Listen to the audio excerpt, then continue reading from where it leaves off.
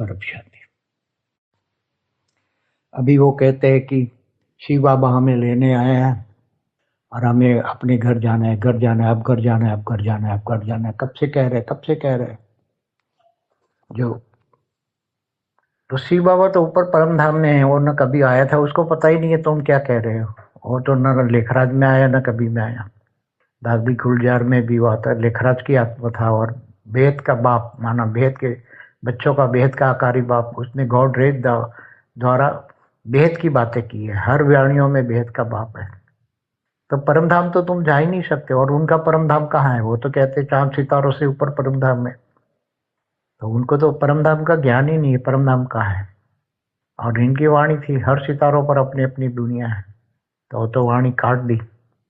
87 88 में मैंने पढ़ी थी, वहाँ के बड़े बड़े ज्ञानियों को मैंने पूछा था कि हर सितारों में अपनी अपनी दुनिया है, इसका अर्थ क्या होता है? तो किसी ने नहीं बताया, सब झूठ ही झूठ बोलते रहे।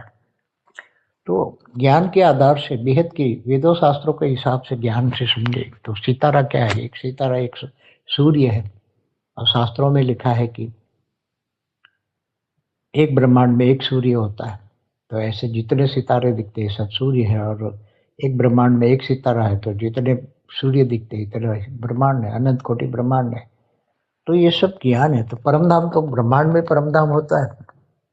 तो कितना दूर है, कितने लोग ऊपर क्रॉस करके जाना है, 60 लोग क्रॉस करके ऊपर जाना पड़ता है, उसका ज्ञान होना चाहिए ना परमधाम जाने का। ब्रह्म ज्ञान होता है, ब्रह्मर्षि होता है, तब ब्रह्म लोक यानी परमधाम जा सकता है।